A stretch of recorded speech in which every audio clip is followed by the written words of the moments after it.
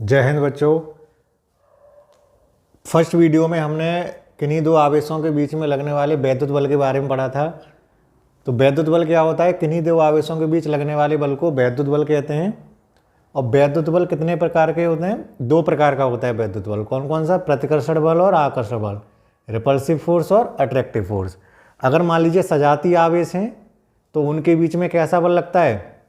हमेशा प्रतिकर्षण बल लगता है। और अगर विजातीय आवेश हैं तो उनके बीच में कैसा बल लगता है? हमेशा आकर्षण बल लगता है। जैसे मान लीजिए एक वस्तु पर प्लस आवेश है, दूसरी पर भी प्लस आवेश है, या माइनस और माइनस है, तो उनके बीच में हमेशा कौन सा बल लगेगा? प्रतिकर्षण बल लगेगा।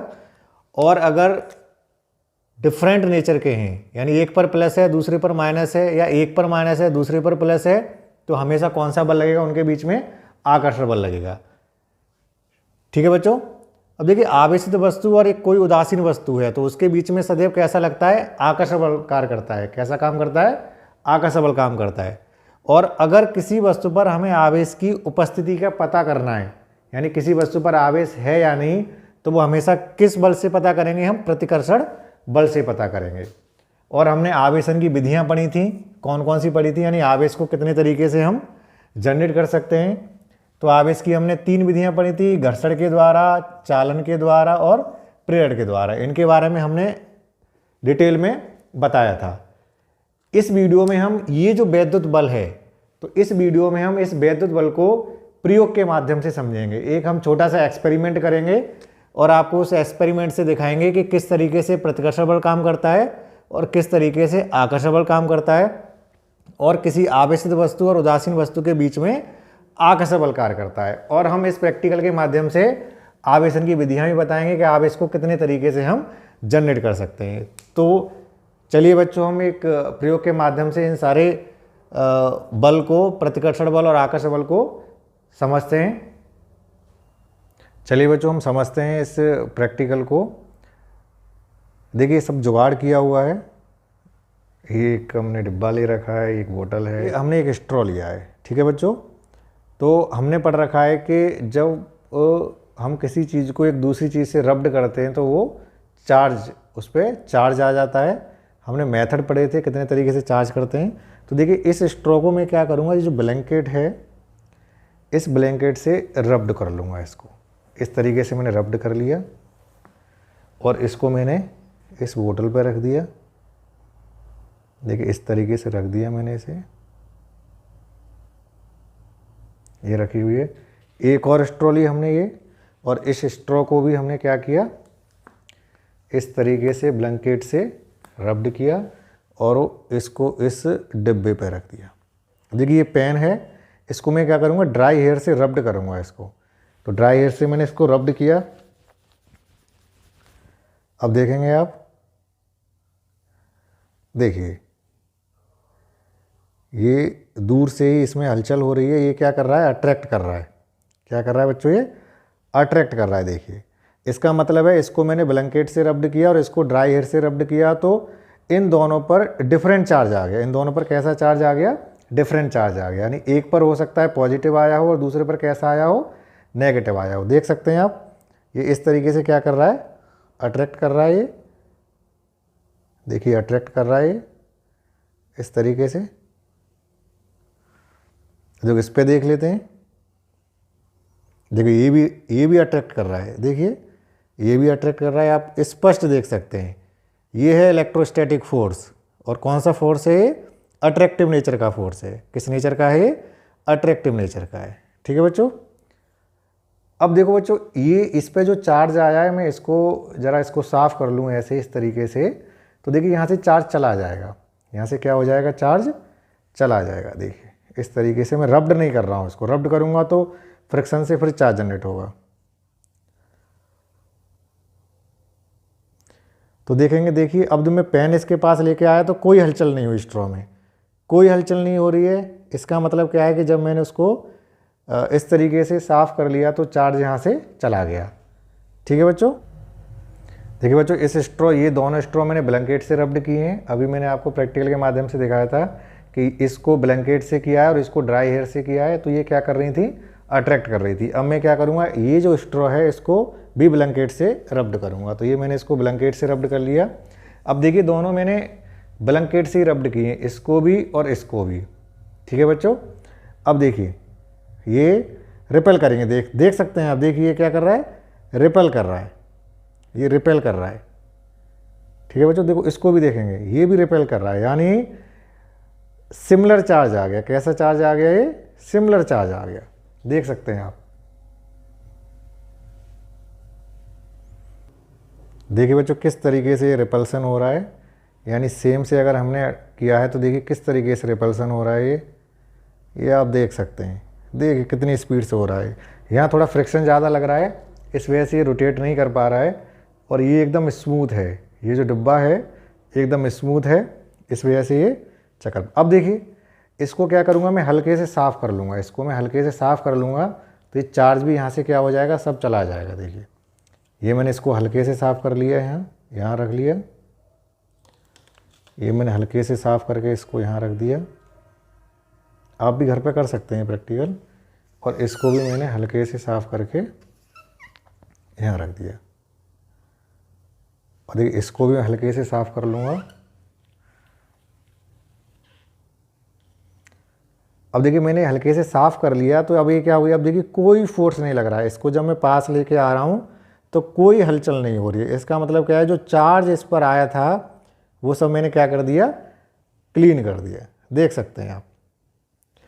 तो मैं आशा करता हूँ कि आपको ये एक छोटे से प्रैक्टिकल के माध्यम से आपको ये भली बात समझ में आ गया होगा कि किस तरीके से अट्रैक्टिव फोर्स काम करता है और किस तरीके से रिपल्सिव फोर्स काम करता है। ठीक है बच्चों, अगर हम सेम मटेरियल से दो वस्तुओं को रब्ड करेंगे तो उन पर सिमिलर चार्ज आएगा तो वो रिपेल करेंगी, और डिफरेंट मटेरियल से करेंगे तो वो एक दूसरे को अट्रैक्ट करेंगी।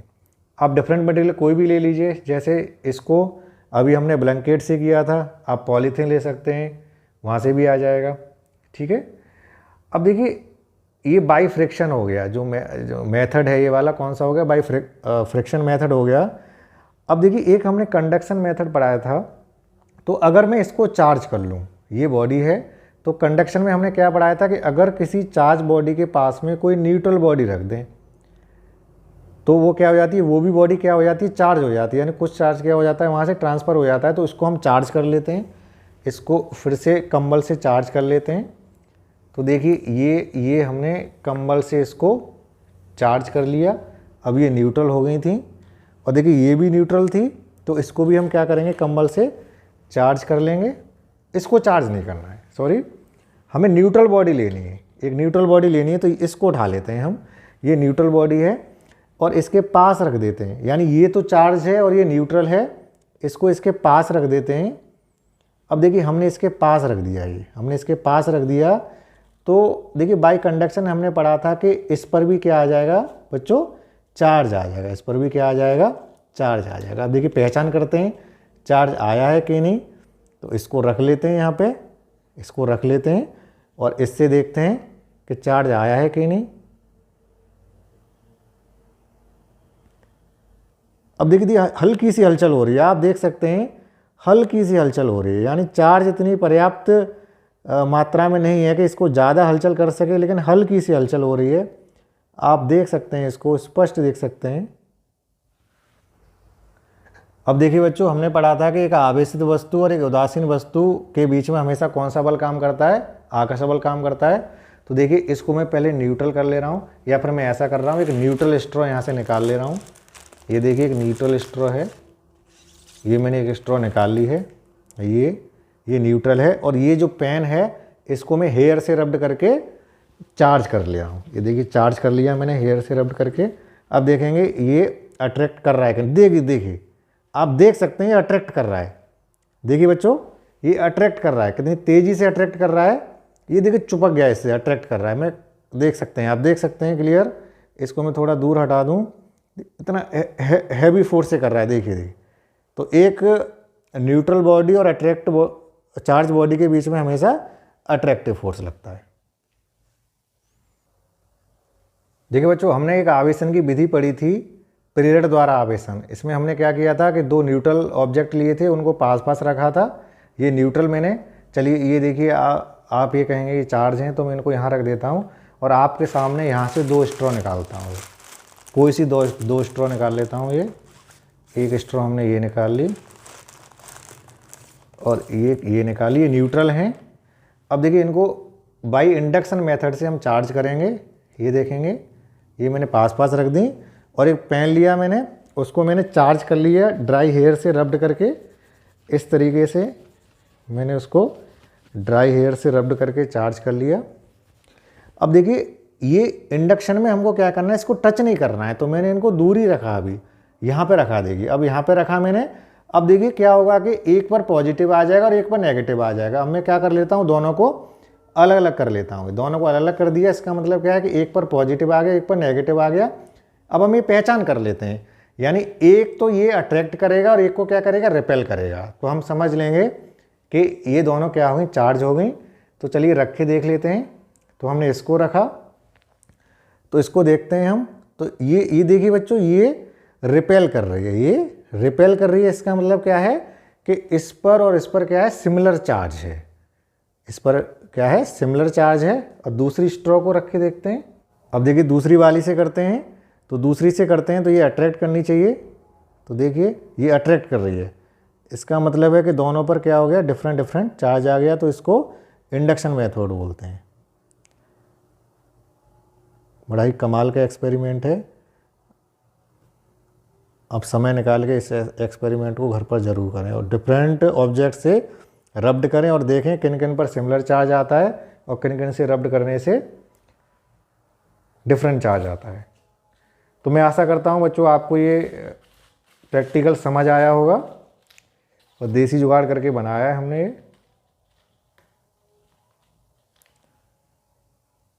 ठीक है बच्चों, खुश रहिए, मस्त रहिए, पढ़ाई करते रहिए और एक अच्छा नाम करिए, ताकि एक समाज में आप लोगों का अच्छा मैसेज जाए।